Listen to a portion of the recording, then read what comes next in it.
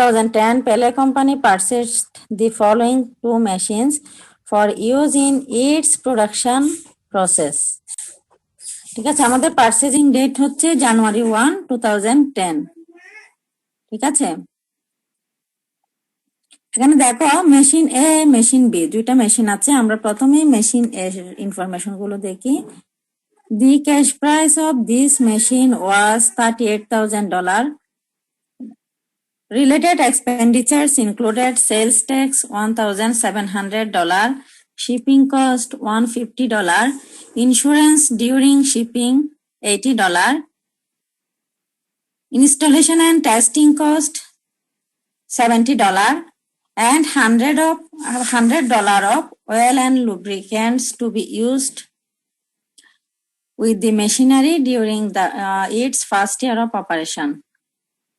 Pele estimates that the useful life of the machine is 5 years with a $5,000 salvage value remaining at the end of that period. Assume that the straight line method of depreciation is used. তাহলে দেখো আমাদের এখানে machine এ সম্পর্কে কিছু details information দেওয়া আছে।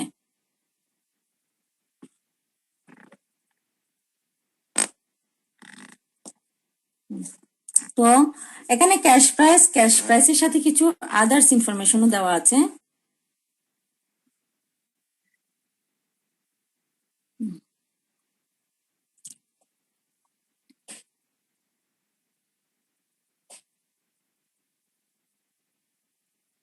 তো আমাদের এখানে যে এক্সপেন্ডিচার গুলো দেওয়া আছে এগুলোকে আমাকে প্রথমে দেখতে হবে কোনটা রেভিনিউ এক্সপেন্ডিচার, কোনটা ক্যাপিটাল এক্সপেন্ডিচার।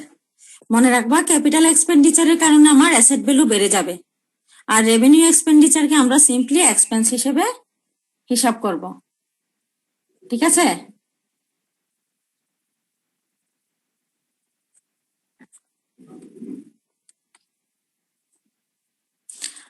এখন দেখো এক্সপেন্ডিচারের মধ্যে প্রথমে ক্যাশ প্রাইস তো মেশিন প্রাইসের মধ্যে অবশ্যই আসবে। Sales tax $1,700, shipping cost $150, insurance during shipping $80, installation and testing cost $70। এই যে কস্ট গুলো আছে এগুলো সবকিছু হচ্ছে ক্যাপিটাল এক্সপেন্ডিচার। কেন ক্যাপিটাল এক্সপেন্ডিচার? এই এক্সপেন্ডিচার গুলো রিকারিং না, মানে আমাকে বারবার করতে হবে না, এটা একটা বিষয়।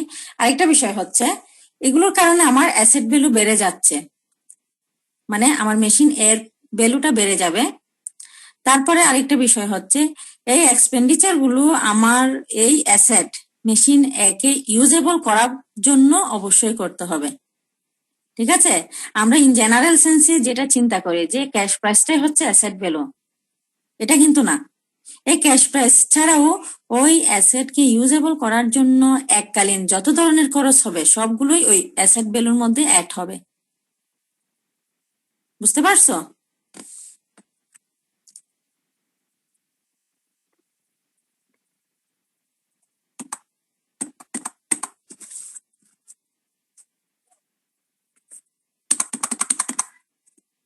তাহলে এখানে আমাদের অ্যাসেট ভ্যালুর মধ্যে অয়েল এন্ড লুব্রিকেন্ট ছাড়া বাকি এক্সপেন্ডিচার গুলো অবশ্যই আসবে।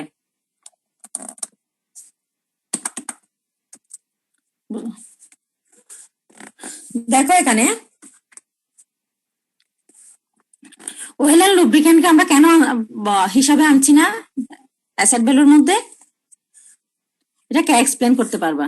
ম্যাম কারণ অয়েল এন্ড লুব্রিকেন্টস ম্যাম এটা রিকারিং ভাবে আসতেই থাকবে ম্যাম। হ্যাঁ, আমার যতদিন মেশিন চালু থাকবে ততদিন আমাকে অয়েল এন্ড লুব্রিকেন্টের পেছনে খরচ করতে হবে। এটা হচ্ছে রেভিনিউ এক্সপেন্ডিচার। আর রেভিনিউ এক্সপেন্ডিচার গুলো হচ্ছে তোমার এক্সপেন্স হিসাবে যাবে। আমরা ওই যে বিভিন্ন ধরনের এক্সপেন্স দেখছি না, স্যালারি এক্সপেন্স, রেন্ট এক্সপেন্স, এগুলো এক্সপেন্স হওয়ার কারণ হচ্ছে এগুলো সব রিকারিং এক্সপেন্ডিচার। বুঝতে পারছো? তারপরে দেখো এখানে আদার্স ইনফরমেশনের মধ্যে কি আছে। ইউজফুল লাইফ হচ্ছে 5 years, সেলভেজ value $5,000।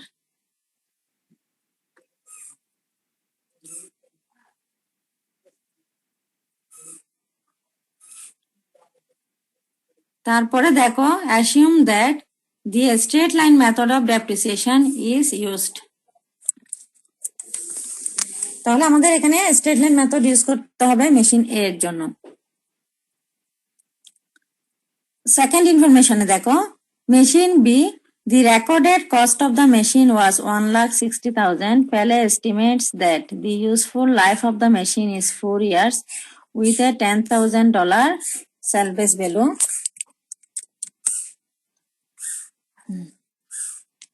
Remaining at the end of that period. তাহলে মেশিন বি এ আমাদের কোনো অ্যাডিশনাল ঝামেলা নেই, যা আছে এগুলো দিয়ে আমরা কাজ করতে পারবো, কিন্তু মেশিন এ তে আমাদের একটা কাজ করতে হবে। সেটা হচ্ছে কি, প্রথমে মেশিন এর ভ্যালু কত সেটা বের করতে হবে। বুঝতে পারছো? তাহলে মেশিন এর ভ্যালু যদি আমরা বের করতে যাই,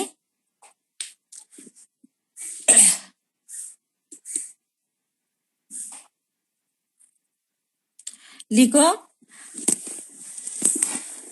মেশিন এর ভ্যালুটা আমরা প্রথমেই লিখে ফেলি। লিখো solution problem number P10 3A, P10 3A।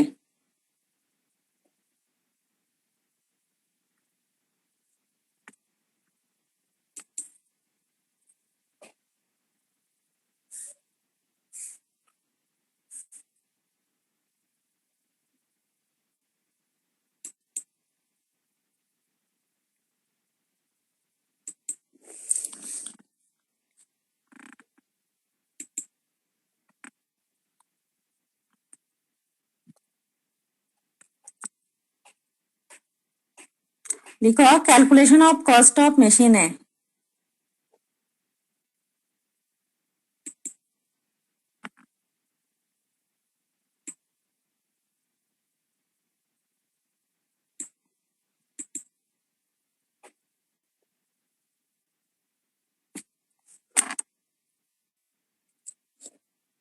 লিখছো calculation of cost of machine এ।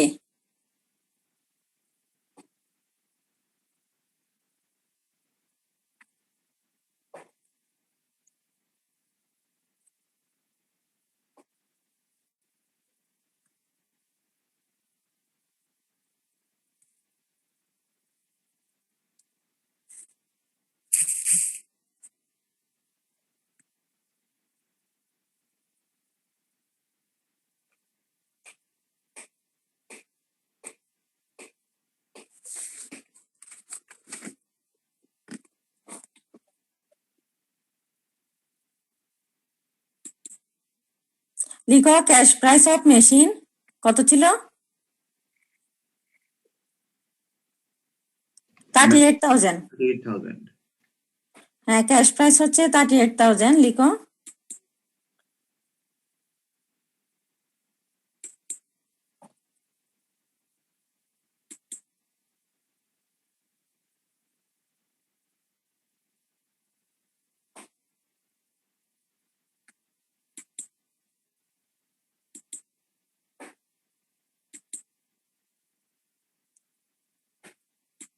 তোমাদেরকে বিডি লাইন এন্ট্রি করতে কোনো সমস্যা হয়েছে?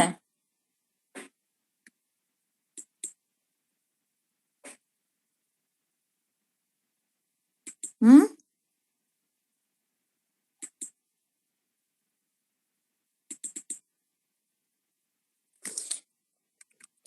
বিডি লাইন এন্ট্রি করতে কোনো সমস্যা হয়েছে তোমাদের?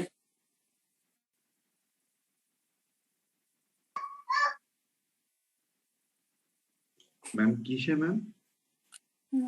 মানে বিডি লাইনে জুমে এন্ট্রি করতে কোনো সমস্যা হয়েছে কিনা? না ম্যাম, আমার কোনো হয় না না। ম্যাম। না, আমার এখানে পিসি থেকে এন্ট্রি করা যাচ্ছে না, তো সেজন্য জিজ্ঞেস করলাম। আচ্ছা, আমি দেখি কম্পিউটার আমার মোবাইল থেকে শেয়ার দেওয়া যায় কিনা। ঠিক আছে, একটু ট্রাই করি। তোমার এদিকে আমি স্টপ করে দিচ্ছি।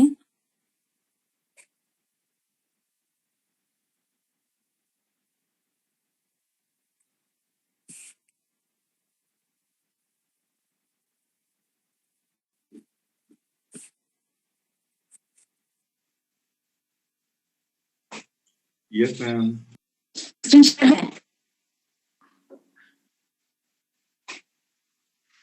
আচ্ছা, ঠিক আছে।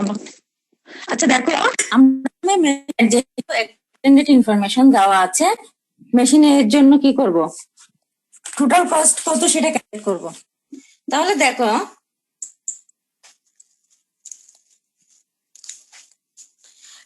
ক্যাশ প্রাইস হচ্ছে $38,000। ক্যাশ প্রাইসের সাথে আমার যোগ করতে হবে ওই যে ক্যাপিটাল এক্সপেন্ডিচার গুলো কি কি আছে। সেলস ট্যাক্স $100, আমি এখানে দেখাচ্ছি ক্যালকুলেশনটা আছে। দেখো cash price $38,000, sales tax 1,700, shipping cost 150, insurance during shipping 80, installation and testing cost 70। তাহলে টোটাল কস্ট অফ মেশিনে কত হচ্ছে 40,000। লিখা শেষ করো।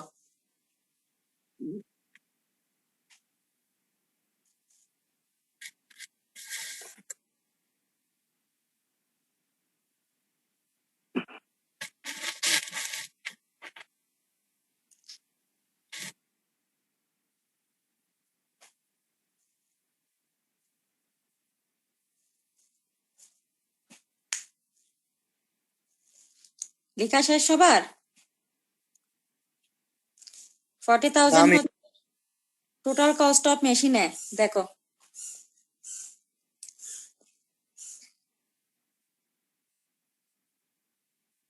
জি ম্যাম। আচ্ছা, এরপরে লিখো সেলভেজ value $5,000, useful life 5 years।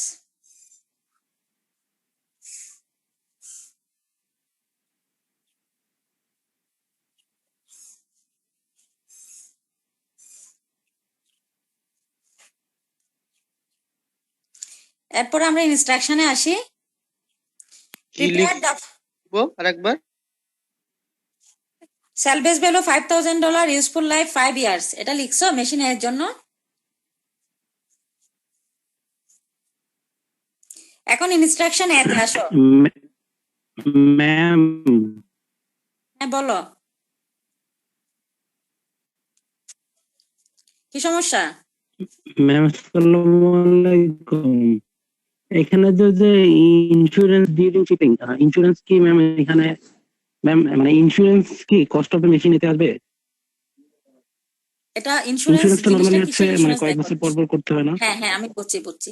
Insurance during shipping, মেশিনটা তো শিপে বারবার উঠবে না, এটা শিপিং এর হচ্ছে ধরো জিনিসটা যখন ট্রান্সপোর্টেশনে আছে শিপের মাধ্যমে আনছে ধরো, এই শিপিং পিরিয়ডে যদি কোনো হ্যাজার্ড হয়, কোনো ক্ষয়ক্ষতি হলে এটার জন্য ইন্স্যুরেন্স। এখন মেশিন তো আমার এটা সবসময় শিপে থাকবে না, ঠিক কি না? এটা তোমার রেগুলার ইন্স্যুরেন্স না, জিনিসটা হচ্ছে ট্রান্সপোর্টেশন ইন্স্যুরেন্স। এই মেশিনটা সেলারের কাছ থেকে বায়ারের কাছে আসা পর্যন্ত যে সময়টা এটা শিপে থাকবে, এই সময়ের মধ্যে যাতে কোনো ক্ষয়ক্ষতি না হয় এটার জন্য ইন্স্যুরেন্স করা হয়েছে। এই জন্য এটা ক্যাপিটাল এক্সপেন্ডিচার। তোমার প্রশ্ন লজিক আছে, থ্যাংক ইউ। এটা যদি নর্মাল ইন্স্যুরেন্স প্রিমিয়াম হতো, মনে করো আমার ফ্যাক্টরিতে এটা যখন রানিং কন্ডিশনে থাকবে ওই সময়ের জন্য আমি ইন্স্যুরেন্স চার্জ করছি মনে করো, তাহলে সেটা হবে কি রেভিনিউ এক্সপেন্ডিচার। আর এটা যেহেতু শিপিং ইন্স্যুরেন্স তাহলে এটা capital expenditure.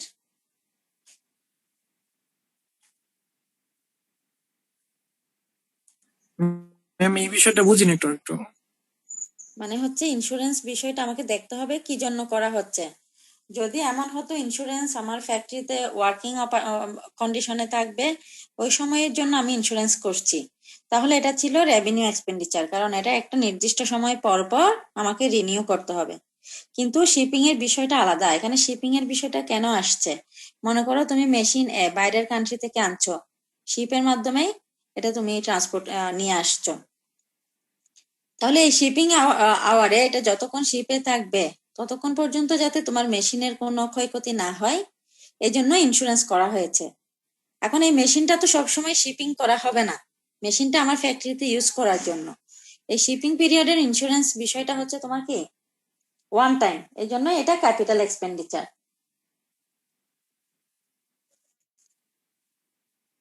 Clear? Yes ma'am. এরপরে দেখো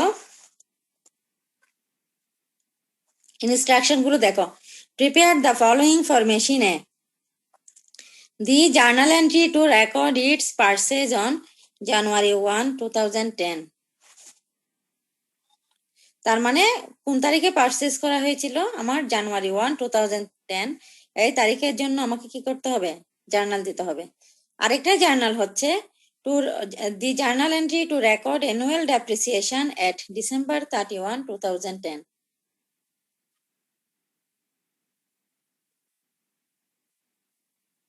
বুঝছো? তাহলে আমাদের একটা জার্নালের চক করতে হবে, শর্টকাটে চক করে ফেলো।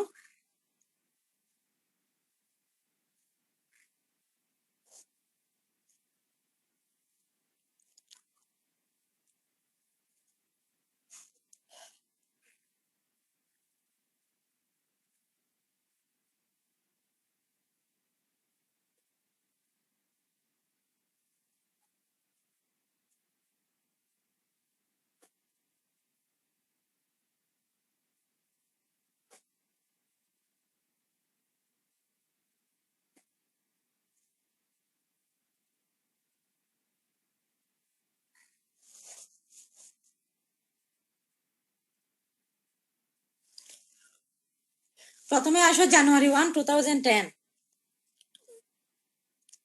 এখানে আমাকে জার্নাল লিখতে হলে দুইটা বিষয় আসবে। দেখো, মেশিনে $40,000, oil and lubricant expense $100, cash 40,100। ঠিক আছে? এরপরে আমার এক্সপ্লেনেশন হবে two record purchase of machine A and oil and lubricant expense.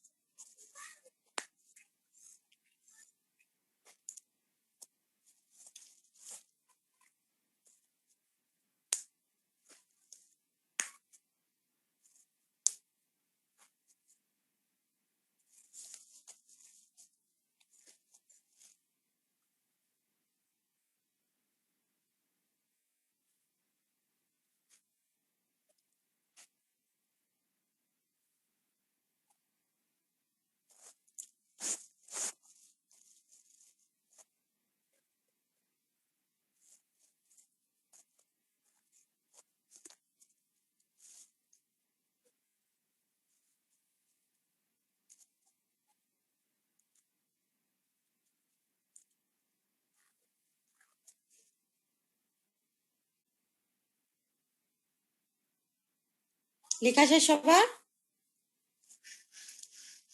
এই যে দেখো, আমরা টোটাল কস্ট যেটা বের করছিলাম সেটা মেশিন এ দিয়ে ডেবিট করেছি, আর অয়েল অ্যান্ড লুব্রিকেন্ট এক্সপেন্স যেটা ছিল সেটা আলাদাভাবে ডেবিট করেছি এক্সপেন্স হিসেবে। আর টোটাল ক্যাশ 40,100। সেকেন্ড ট্রানজ্যাকশন ছিল কি?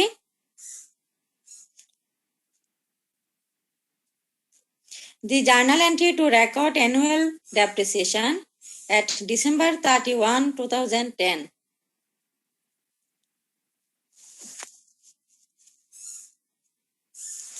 তাহলে December 31, 2010 ডেপ্রিসিয়েশন এক্সপেন্সটা আমরা একটু দেখি। এর আগে ক্যালকুলেট করা হয়েছে। রিকোয়ারমেন্ট এর পরে দেখো, depreciation depreciable cost equal cost minus সেলভেজ value. Cost আমরা বের করেছি এখানে ক্যালকুলেট করে 40,000, আর সেলভেজ ভ্যালু 5,000, টোটাল হচ্ছে 35,000।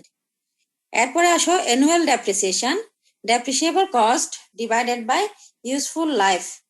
তাহলে 35,000 ডিভাইডেড বাই 5 ইকুয়াল 7,000। এতটুকু আগে লেখা তোমরা শেষ করো। এটা তোমরা জার্নাল চার্টের উপরেও লিখতে পারো অথবা শেষেও লিখতে পারো।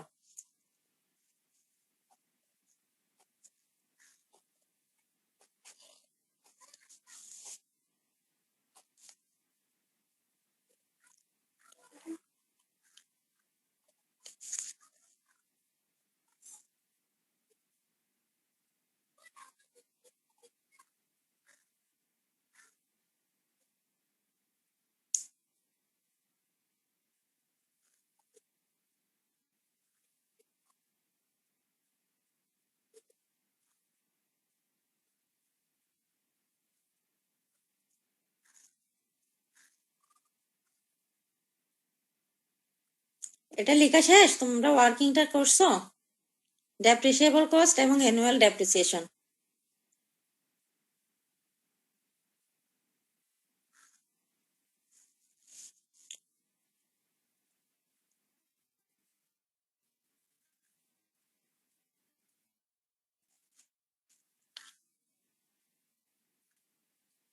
December 31, 2010.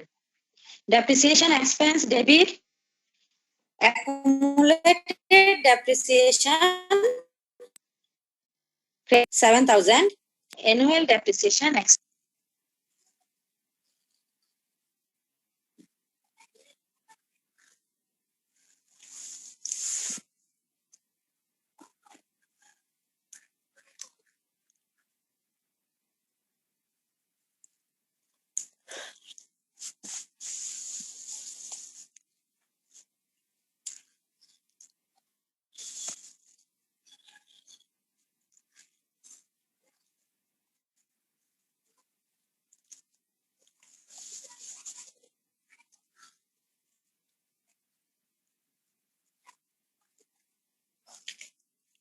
লেখা শেষ?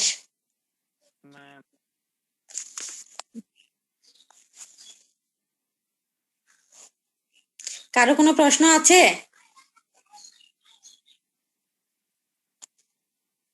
Accumulated depreciation credit হওয়ার লজিক কি? হ্যাঁ, অ্যাকুমুলেটেড ডেপ্রিসিয়েশন বিষয়টা আসছে, এই যে আমি তোমাদেরকে প্রথমেই বলেছিলাম ডেপ্রিসিয়েশনের প্রথম ক্লাসে, মনে আছে? আগে মনে করা হতো কি ডেপ্রিসিয়েশন হচ্ছে কি decrease in asset value due to different causes. সেটা হতে পারে কি ওয়্যার অ্যান্ড টিয়ার, তারপর হচ্ছে কি টেকনিক্যাল অবসোলেসেন্স, এরপরে বিভিন্ন কারণ হতে পারে।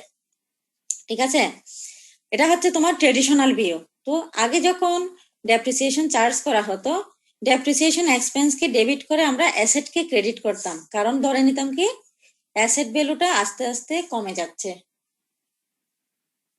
ঠিক আছে, মানে সরাসরি অ্যাসেটের সাথে একটা রিলেশন করতাম। কিন্তু মডার্ন কনসেপ্টে আমরা কি বলেছিলাম? Depreciation is allocation of cost of asset value over it's useful life. মনে আছে? মানে আমার অ্যাসেট পারচেজ করতে মনে করো আমার 50,000 টাকা খরচ হয়েছে। এখন এই 50,000 টাকা খরচটা আমি অ্যাকাউন্টিং ইয়ারের মধ্যে যে এক বছরে না দেখিয়ে কি করবো, এটা প্রতি বছরে আস্তে আস্তে প্রতি বছর খরচ হিসেবে দেখবো। মানে যত বছর এই অ্যাসেটটা আমার ইউজ করা যাবে প্রত্যেক বছরের মধ্যে একটা সিস্টেম অনুসারে আমরা ডিস্ট্রিবিউট করে দিব। এটা হচ্ছে মডার্ন কনসেপ্ট। তো মডার্ন কনসেপ্টে যেহেতু বলা হচ্ছে ডিস্ট্রিবিউশন অফ অ্যাসেট ভ্যালু, তাহলে এক্ষেত্রে কিন্তু সরাসরি কি হচ্ছে না, অ্যাসেট ভ্যালু ডিক্রিজ হচ্ছে না। এই জন্য আমরা মডার্ন কনসেপ্টে ডেপ্রিসিয়েশন এক্সপেন্সের এগেনস্টে অ্যাকুমুলেটেড ডেপ্রিসিয়েশনকে ক্রেডিট করব। অ্যাকুমুলেটেড ডেপ্রিসিয়েশন বলতে বোঝাচ্ছে কি আমি ওই অ্যাসেটের জন্য টোটাল কতটুকু ডেপ্রিসিয়েশন চার্জ করেছি। আবার আরেকটা বিষয়, ডেপ্রিসিয়েশন শিডিউলের কথা তোমরা চিন্তা করো। অ্যাকুমুলেটেড ডেপ্রিসিয়েশন যত বেশি হবে, ইনডাইরেক্টলি আমার অ্যাসেটের বুক ভ্যালুটা কিন্তু কি হবে, তত কমে যাবে। এক্ষেত্রে একটা নেগেটিভ রিলেশন আছে। অ্যাকুমুলেটেড ডেপ্রিসিয়েশন বেশি হওয়া মানে হচ্ছে আমার অ্যাসেটের বুক ভ্যালু কমে যাওয়া। তোমাদেরকে একটা ডেপ্রিসিয়েশন শিডিউল দেখাই, এর পরেরটাই আছে দেখো। এই ডেপ্রিসিয়েশন শিডিউলে দেখো রিকোয়ারমেন্ট বিতে অ্যাকুমুলেটেড ডেপ্রিসিয়েশন আস্তে আস্তে যখন বাড়ছে, বুক ভ্যালু আস্তে আস্তে কমে যাচ্ছে, কমে স্যালভেজ। ঠিক আছে, তাহলে অ্যাকশন হচ্ছে পাবো না, ইনডাইরেক্টলি একটা রিলেশন আছে। বুঝতে পেরেছো? তাহলে আমাদের জার্নাল এখানে কি হবে? Depreciation expense debit, accumulated depreciation credit. Clear এতটুকু?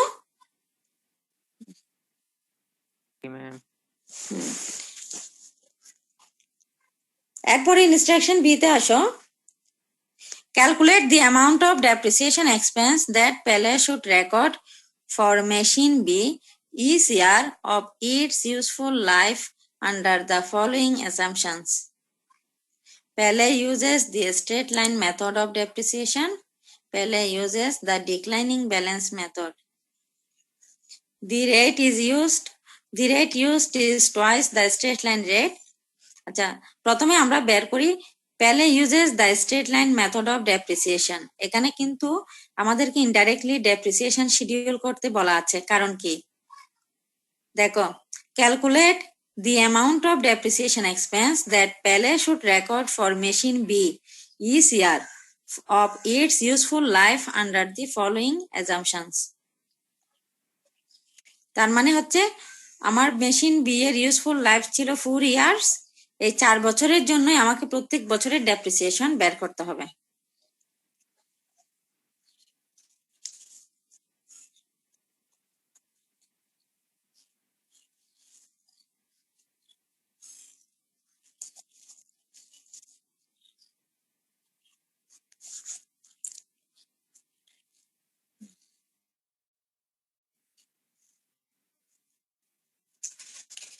তাহলে আমরা দেখি স্ট্রেট লাইন মেথডে ডেপ্রিসিয়েবল কস্ট বের করলাম 1,50,500। ডেপ্রিসিয়েশন শিডিউল এখানে নতুন কিছু নাই, তোমরা লিখে ফেলো।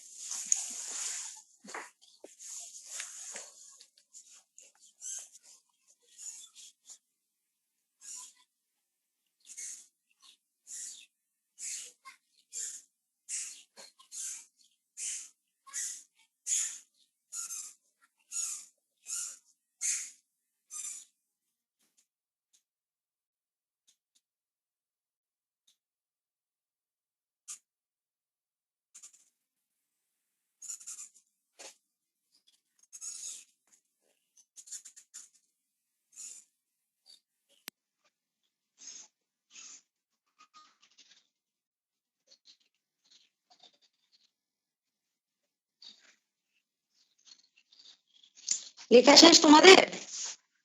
না ম্যাম।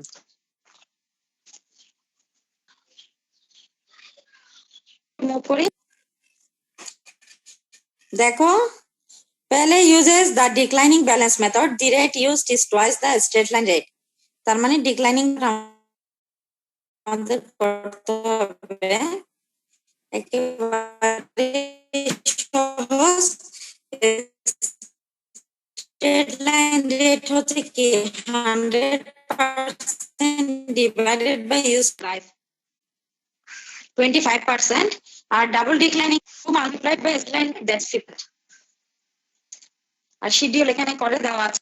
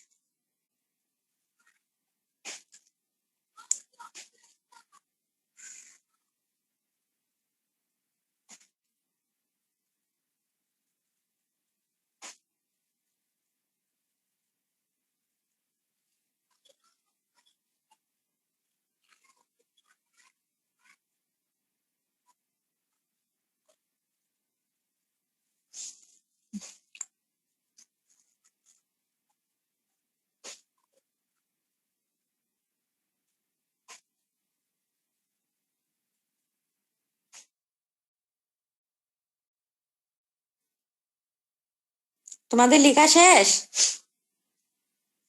ম্যাম।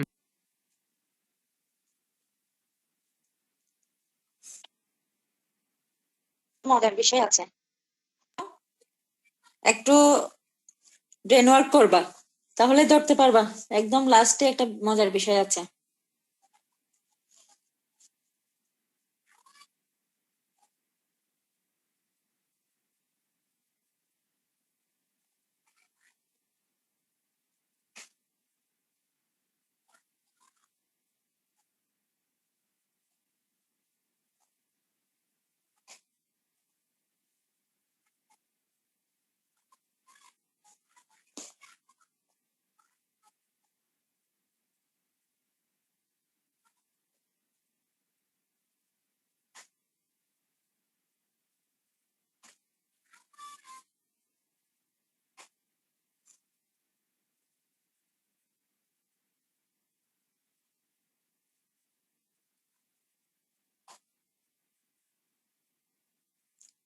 শেষ করছো কে?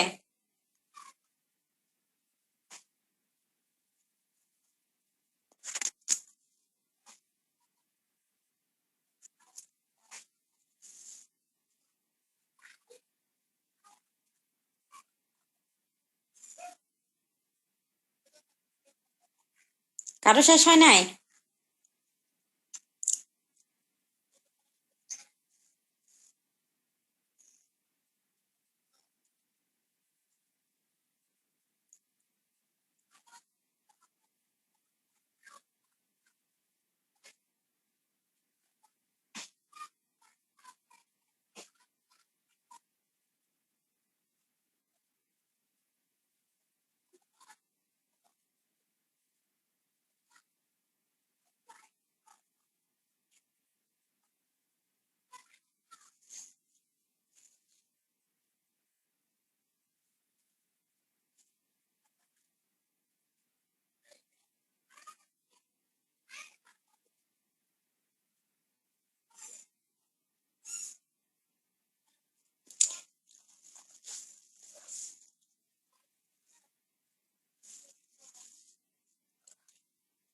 তোমরা খেয়াল করো, ডাবল ডিক্লাইনিং ব্যালেন্স মেথডে আমাদের একটা বিষয় করতে হতো, সেটা হচ্ছে লাস্ট ইয়ারে গিয়ে অ্যাকুমুলেটেড ডেপ্রিসিয়েশনের মধ্যে ডেপ্রিসিয়েশন এক্সপেন্স আসতো ব্যালেন্সিং ফিগার, মানে টোটাল ডেপ্রিসিয়েবল কস্ট এবং এর আগের ইয়ারের অ্যাকুমুলেটেড ডেপ্রিসিয়েশন, এই দুইটার মধ্যেকার ব্যালেন্সিং ফিগারটা আসতো ডেপ্রিসিয়েশন এক্সপেন্স। কিন্তু এই প্রবলেমে আমাদের এই ধরনের কোনো কিছু করতে হয়নি। খেয়াল করছো? এই যে 20,000 এর 50% 10,000 ডেপ্রিসিয়েশন এক্সপেন্স, এটা অটোমেটিক চলে আসছে। তবে এটা সবসময় নাও আসতে পারে, যদি না আসে তাহলে আমরা অবশ্যই ব্যালেন্সিং ফিগারটাই লিখে দিব। Clear? Ma'am, book value beginning of the year এটি একটু বলবেন? Book value beginning of the year হচ্ছে, মনে করো 2010 এর আগে কোনো ডেপ্রিসিয়েশন চার্জ করা হয়েছে? হুম, আমাদের অ্যাসেট পারচেজ করা হয়েছে 2010 এ, তাহলে 2010 এ গিয়ে বুক ভ্যালু কত? 1,60,000।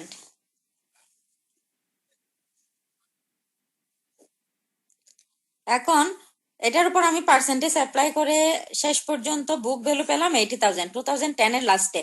এখন মনে রাখবা 2010 এর লাস্টে যেটা বুক ভ্যালু, 11 এ গিয়ে সেটা হবে বিগিনিং ভ্যালু। বুঝছো কিনা? জি ম্যাম। এভাবে 11 এর যেটা ending value, end of year book value, সেটা 12 এ গিয়ে হবে বিগিনিং বুক ভ্যালু, এভাবেই আসবে।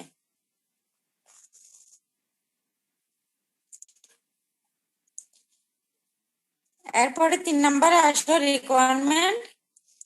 Pele uses the units of activity method and estimates that the useful life of the machine is 1,25,000 units. তাহলে আমাদের কি 1,25,000 ইউনিট দিয়ে প্রথমে পার ইউনিট ডেপ্রিসিয়েশন এক্সপেন্স বের করতে হবে। Actual uses is as follows: 2010 45,000 units, 11 35,000 units, 12 25,000 units, 13 20,000 units.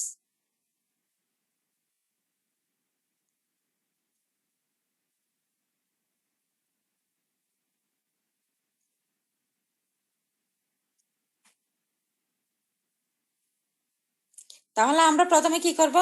Depreciation cost per unit, depreciable cost divided by total units of activity, এখানে পেলাম 1.2।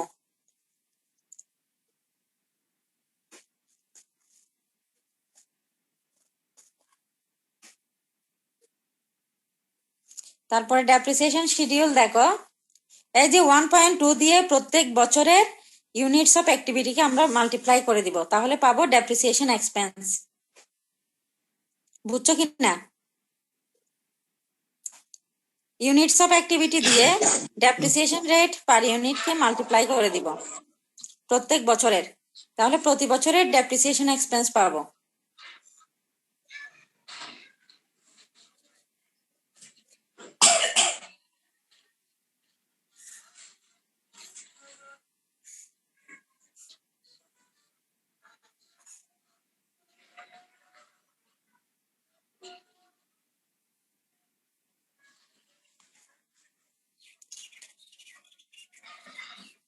ডেপ্রিসিয়েশন শিডিউল তোমরা লিখে নাও।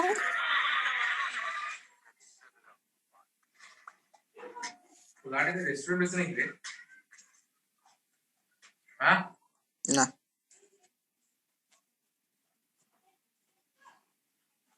আরে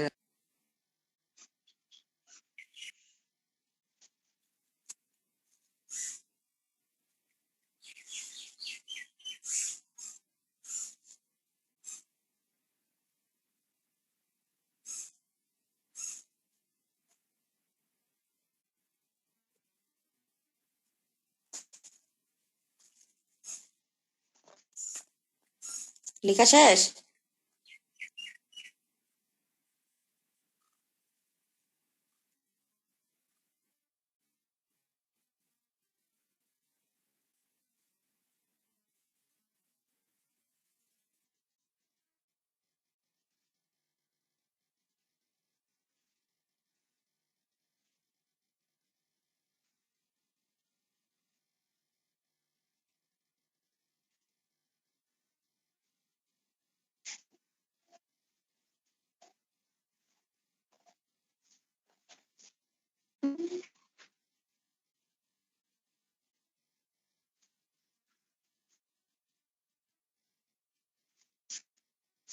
আমাদের কি শেষে কম্পারিজনটা দেখা দিতে হবে? লিখে নেক্সট রিকোয়ারমেন্ট আমি আসতেছি এখানে।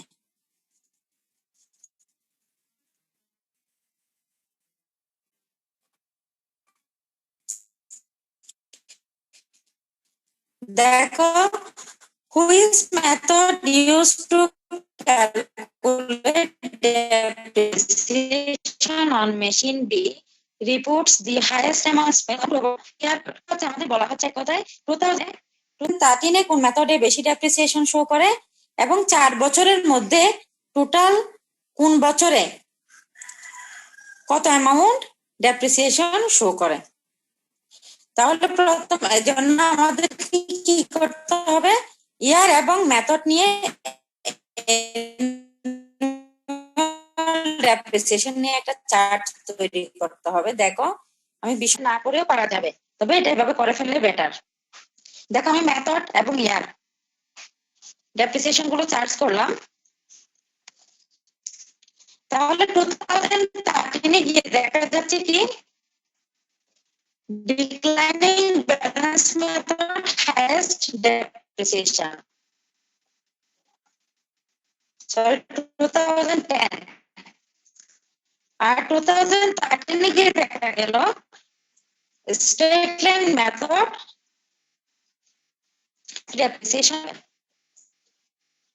দেখো, declining balance method used to calculate depreciation on machine B reports the highest total amount over the 4-year period। কারণ কি, দেখো এখানে আছে ইউনিটস অফ অ্যাক্টিভিটি মেথডে 54,000 দিয়ে শুরু হয়েছে, শুরু করছে কোন ব্যালেন্স মেথড। তোমরা ইয়ারটা লিখে দিতে পারো, সেটা হচ্ছে ইন 2010। এই ডেপ্রিসিয়েশন কম্পারিজন চার্টের মধ্যে ম্যাক্সিমাম ফিগার হচ্ছে কোনটা, 80,000, এবং 80,000 আসছে কোত্থেকে, ডিক্লাইনিং ব্যালেন্স মেথড এবং ইয়ার 2010। এক্ষেত্রে সেম অন্যভাবে কোশ্চেনটা হতে পারে, সেটা যদি বলে মিনিমাম ডেপ্রিসিয়েশন কোন মেথড শো করে, তখনও সেটা হবে ডিক্লাইনিং ব্যালেন্স মেথড, অ্যামাউন্ট 10,000, ইয়ার 2013। ক্লিয়ার? ম্যাম এটা আরেকবার একটু বলেন এই কম্পারিজনটা। এই যে কম্পারিজন চার্টে দেখো আমার ম্যাক্সিমাম ফিগার কত,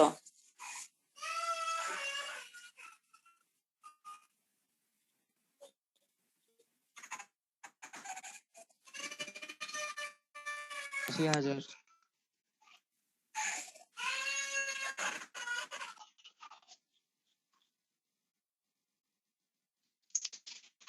হ্যাঁ 80,000 আসছে ডিক্লাইনিং ব্যালেন্স মেথড এবং ইয়ার হচ্ছে 2010।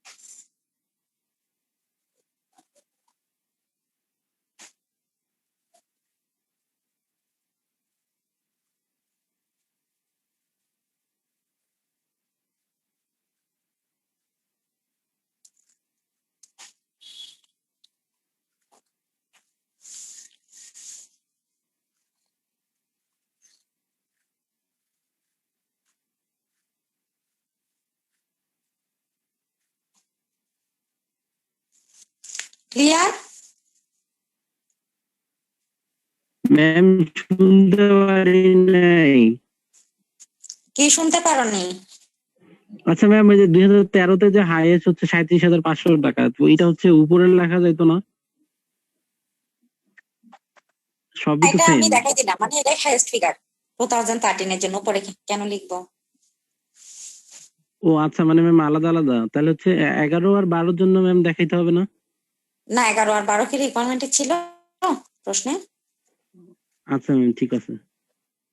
এখানে বলাই আছে 10 এবং 13 এর জন্য।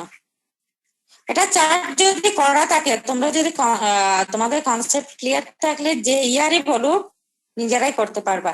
এখানে আরেকটা প্রশ্ন হতে পারে যে মিনিমাম ডেপ্রিসিয়েশন কোন মেথড কোন ইয়ারে শো করে, তাহলে আনসার কি হবে? চার্ট থেকে বলো।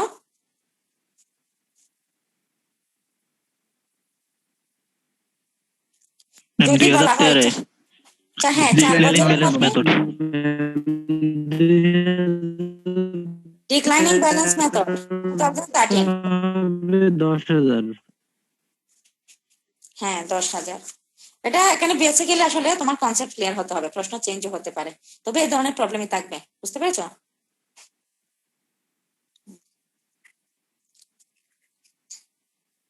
আর কারো কোনো প্রশ্ন আছে? আমাদের ডেপ্রিসিয়েশন চ্যাপ্টার শেষ, আমরা নতুন চ্যাপ্টার শুরু করব নেক্সট উইকে।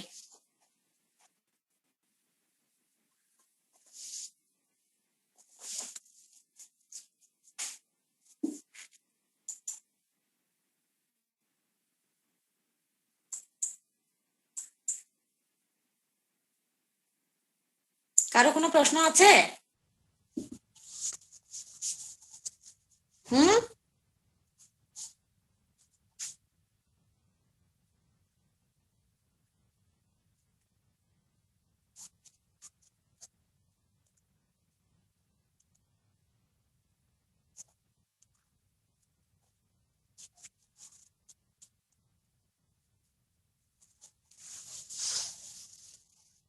আমরা এটা কত নাম্বার প্রবলেম সলভ করলাম? P10 3A। 3A।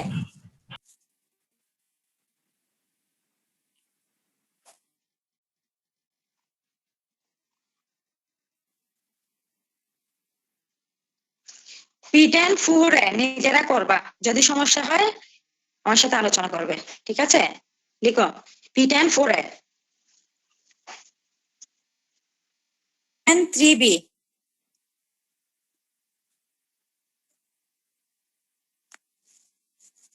P10 4B, এই তিনটা প্রবলেম তোমাদের হোমওয়ার্ক নেক্সট ক্লাসের আগে অবশ্যই সলভ করবে। আরেকবার বলেন। P10 4A 4A 3B 4B। ওকে মিস।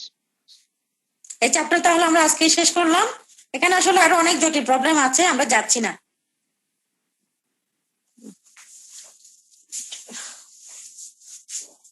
ঠিক আছে, তাহলে নেক্সট ক্লাসে আমরা ফাইন্যান্সিয়াল স্টেটমেন্ট শুরু করব।